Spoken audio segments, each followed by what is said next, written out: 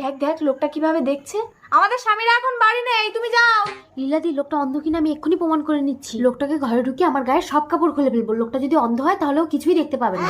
তারপর ওকে ভিক্ষে দেবো, নইলে কিন্তু আমাদের স্বামীরা ভীষণ বকবে। এই যে ঘরে উঠে এসো। কোথায়, কোন দিকে? ভেতরে এসো।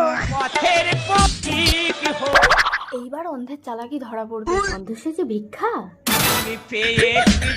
তার মানে সত্যিই অন্ধ। না গো লীলাদি, এর দুটোই লাইট কাটা। ঠিক আছে, এবার আমি একটা পরীক্ষা করে দেখি। এই নাও ভিক্ষা দিলাম। এই, তুমি আমার ব্যাগ থেকে চাল তুলে নিলে কেন? তুমি কি আন্দাজে বলছো নাকি? আন্দাজে কেন বলবো, আমি নিজের চোখে দেখেছি। তুমি চোখে দেখতে পাও? হ্যাঁ। লীলাদি যা হওয়ার হয়ে গেছে, তোমার দেওরকে সব কিছু বলো না। চৈতালি পেছন করে দেখ ওটা কে। স্বামী তুমি? চৈতালি, আমি বাড়ি না থাকলে তাহলে তুমি এইসব করো? ও বাবা গো, তবে রে অসুর। স্বামী যখন অসুরের রূপ ধারণ করে, বউ তখন নিজের হাতে খোঁচা মেরে তাকে বধ করে।